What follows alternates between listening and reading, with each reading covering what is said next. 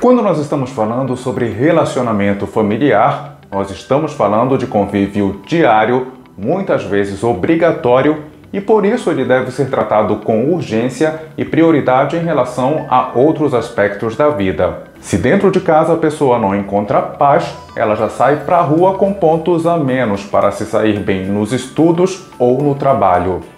Você sabe aquela frase, eu não levo os meus problemas para o trabalho? Por mais que a pessoa queira fazer isso, nunca vai ser 100% verdadeira. Você pode até não conversar com os seus colegas sobre a sua vida íntima, mas o seu comportamento no trabalho reflete um pouco da identidade construída com a família. E o clima de casa vai influenciar na disposição para outros afazeres. Quando nós falamos em relacionamento familiar, nós também estamos falando de conviver com pessoas que podem ser as únicas que conhecem toda a sua intimidade, os seus problemas, a sua história de vida, quem você realmente é. Eles podem até já ter flagrado algo que você gostaria que ninguém soubesse. Só para dar um exemplo, os namorados aos poucos vão se considerando uma família ou da família conforme eles vão se conhecendo mais a fundo, se acostumando com os defeitos, quando as máscaras finalmente vão caindo e o modo alerta vai sendo desativado.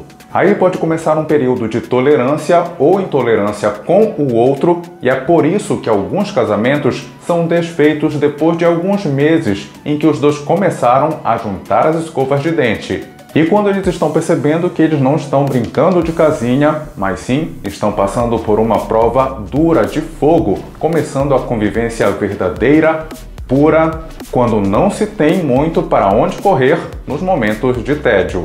Muitos não têm a paciência necessária para esperar se adaptar à nova realidade, e eles consideram que chegaram a um ponto em que as coisas se tornaram chatas, e tudo porque a vida com as pessoas com as quais nós já estamos acostumados não necessariamente é permeada de altas emoções. Pelo contrário, quando nós já sabemos mais ou menos o que esperar do outro e podemos até mesmo saber o que ele vai dizer, é como se nós estivéssemos velejando em um mar já navegado. E o que nos resta ali é aproveitar a tranquilidade da viagem. Hoje, em específico e atendendo a pedidos, nós vamos começar falando sobre relacionamentos familiares na questão pais e filhos. Será que existe mesmo um filho favorito? E se existe, quais são os fatores que levam a esse favoritismo? O que fazer para que um dos filhos não se sinta injustiçado? E como o filho que se sentiu menos querido pode fazer para se sentir melhor com esse fato na vida adulta?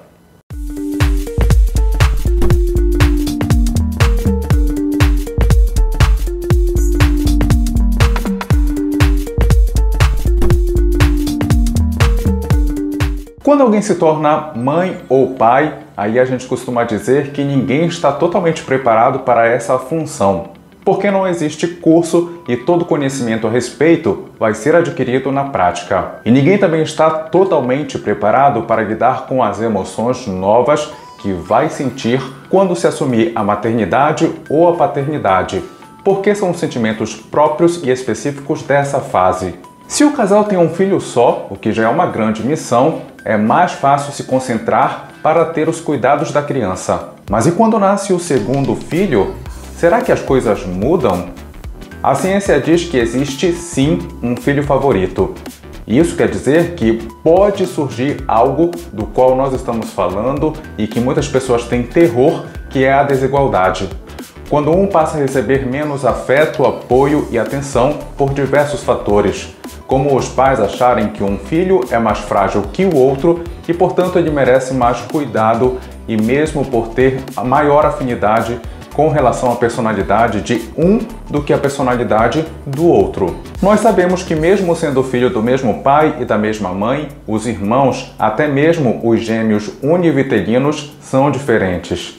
Não importa, eles podem ter sido criados no mesmo ambiente, ter frequentado as mesmas escolas, mas eles nunca serão a mesma pessoa.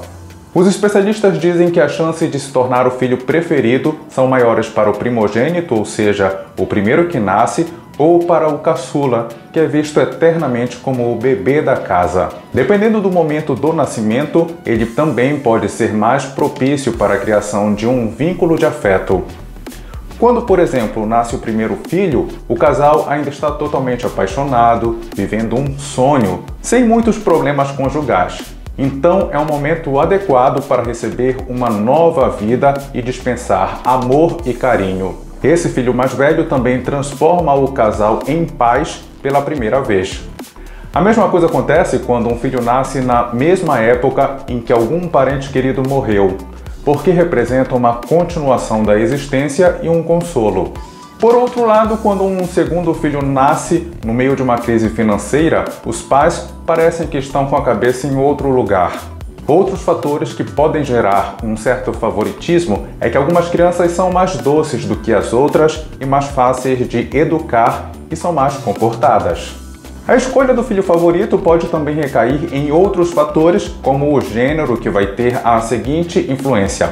O pai prefere o menino porque vai poder realizar várias atividades juntos, sem ter medo que ele esteja inclinando para gostos errados. Mas aí vem uma informação muito importante, que está embasada na ciência.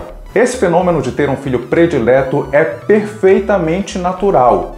Os pais podem até sentir medo de admitir isso para não criarem conflito entre os irmãos. Porém, não é possível gostar do mesmo jeito de crianças que são diferentes.